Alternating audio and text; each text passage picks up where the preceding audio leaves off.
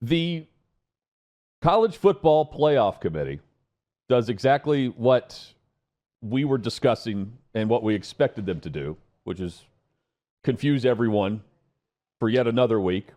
I wonder what nickname the consensus would vote on for the committee based on the Week 3 rankings, the third unveiling of the College Football Playoff. Barrett Sallee described it aptly at OutKick.com as clear as mud.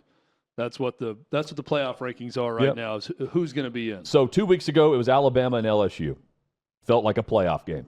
Last week, Tennessee and Georgia. For Georgia, it was hyped up as a playoff game. Had to win it. This week, Ohio State, Indiana. Here are the rankings, the top 25 for Week 13.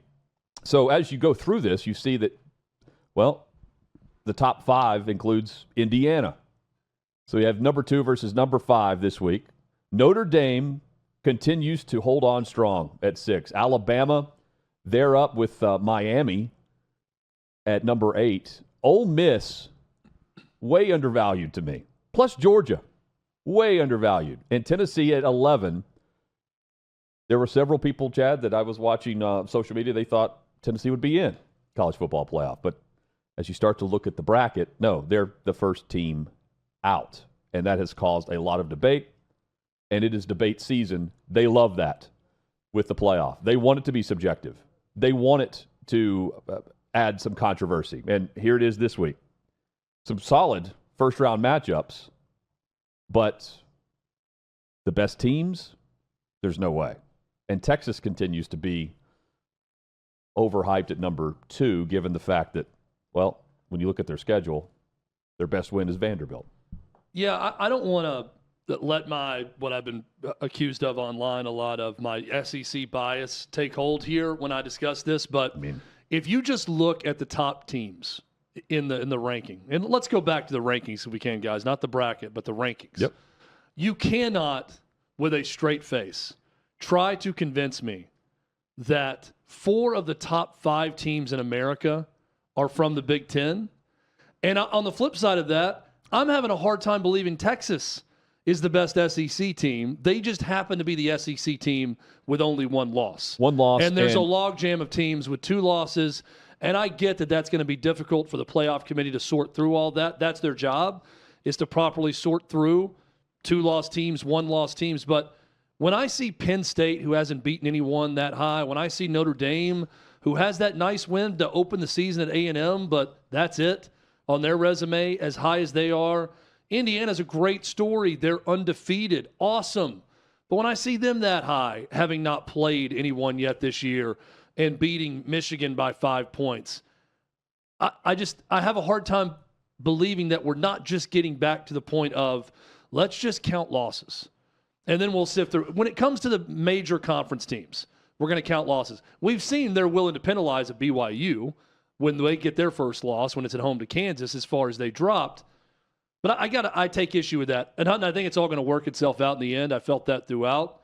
But that's the problem I'm having with some of these decisions, is I think it's just simple arithmetic of how many games have you lost when we're talking about Big Ten and SEC teams. Well, so consider, though, our conversation yesterday. They are ranking these teams in groups of 3 as they go through the first 4 pods of this bracket. So when you look at the top 25, it's Oregon, Ohio State, and Texas is who they deem the best teams. That's what they're asked to do. Not the most deserving, but the best. So they're looking at a group of 6 teams from the consensus top 30 that they turn in. And by the way, the voting is anonymous with this.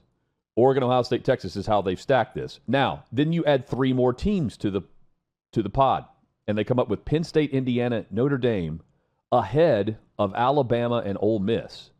So just based on how this is stacked, Georgia was in the 3rd group of discussion, which when you look at their resume, and we looked at the process of which they go through, I don't know how you end up where they did this week. But I will say, I think they end up where a lot of people would have certain teams by the end of all of this. Because Ohio State or Indiana is going to lose. We know that. And we're going to have SEC teams, as long as they're not no upsets, continue to climb based on the results of the weekly competition. I mean, they're even mentioning Mercer. Yeah, Mercer's name was dropped last night for Alabama. Yeah, we saw what they did against Mercer this weekend. Look, Georgia is a good case study in all of this. I don't know a single person that watches football that thinks Penn State, Indiana, or Notre Dame would beat Georgia if they played neutral field. Yeah, exactly. Hell, if they played that game at home right now, I would take Georgia to win that game. Now, I'm also not going to sit here and say, well, what Vegas says is what goes. I don't believe that either. And sure, there is some bias here involved with a team like Georgia and Alabama, and Ohio State for that matter, because we see where they rank in recruiting rankings nationally year after year after year. We know how many future pros they have. Yep. We know what they do in the NFL draft. So naturally, we're going to view those teams through a different lens than we would, say, an Indiana.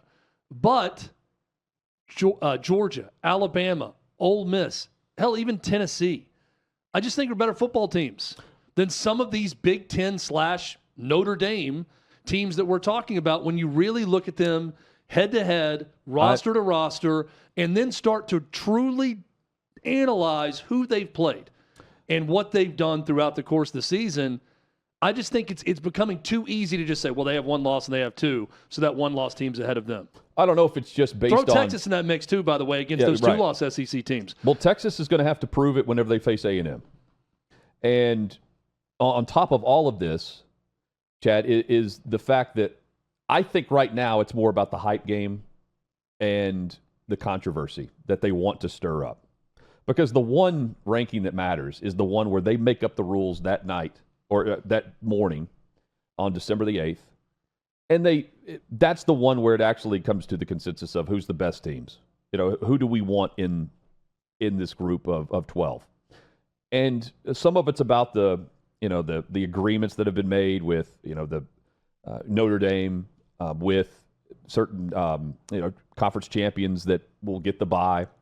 But they won't be able to overlook Georgia if everything holds. And it's been a crazy season. There's no doubt Georgia isn't the same Georgia of 2 years ago. But the 18-point loss against Ole Miss is not helping Ole Miss here as much as I would expect it to with their victory. Well, it's helping them be one spot ahead of Georgia. And Georgia's win at home over Tennessee is helping them be one spot ahead of Tennessee in the rankings too. But Tennessee's win over Alabama didn't help them at all because they both have two losses and Alabama's four spots higher than Tennessee. How about Georgia's win over Texas? Right. And but they neatly ordered it. Ole Miss beat Georgia. Georgia beat Tennessee 9-10-11, 2 losses. Yet Tennessee wins head-to-head with Alabama. They're 4 spots ahead. And there's maybe no perfect way to do this. There's not. Looking at Georgia, we want to talk about, okay, who are your losses too? They don't have a single bad loss. They lost at Ole Miss, and they lost at Alabama. They've won at Texas, and they beat Tennessee at home. Those are their 2 key wins. But it's not like either one of those losses are crimes for them. No, it's not. It's a 7-point loss at Bama. Now, I'm surprised the way they looked at Ole Miss. To your point, me too. Ole Miss completely controlled that game on the defensive line. So that did surprise me, but going to Ole Miss and losing is no crime. But they're propping up Texas for the analytical aspects. They're looking at their run game and doing. They're mentioning all these things. Ole Miss is a top 25 offense and defense right now. So with all the metrics that are going into it, and they don't have to consider certain things. They can if they want to. Again, it's subjective. This will all play itself out with Georgia, Ole Miss, Alabama, Texas, and Tennessee didn't fall as far as Georgia did. No. So they're in a good spot. I mean, they just need to control what they can control now, just like every other SEC team there. I still think they're only getting 4 in. That's just based on the way that the SEC, the Big Ten, put this together. I just think that both conferences get 4. But that doesn't mean that Tennessee can't be one of the 4. And I still think it's going to work its way out where there's not going to be this overwhelming bit of controversy with the SEC come Selection Day. Yeah. Because I'm telling you, when we think nothing big's going to happen, it always happens. Something does. Auburn's going to beat Texas A&M, or Florida's going to beat Ole Miss, or Alabama's going to lay an egg at Oklahoma, or A&M's going to go in and beat Texas and give them a second loss after having lost to Auburn, or Tennessee's going to lose to Vandy and knock themselves out of it. Or a quarterback gets hurt. Teams are going to start eliminating themselves. Or Minnesota's going to beat Penn State, and we're going to come back a week from now and say, how does Penn State with 2 losses stack up against all these 2-loss SEC teams? The answer is they don't, and they shouldn't be anywhere near the top 12 at that point. So something's going to happen. Notre Dame's still got to play Army and go to USC. Something could very well happen there. I'm not going to get too worked up about any of this right now, because but I will say it's been a parody to of college fans football. everywhere, I understand the frustration if you are one of those fan bases that are frustrated today. We saw this. Now, just compare it to our elite top 12 that we posted earlier this week at OutKick.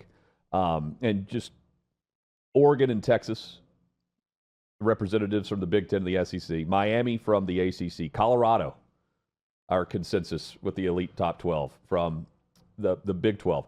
Ohio State, Indiana, they sit strong right in the middle of things. Alabama, Georgia, Penn State's lower, and I agree with that.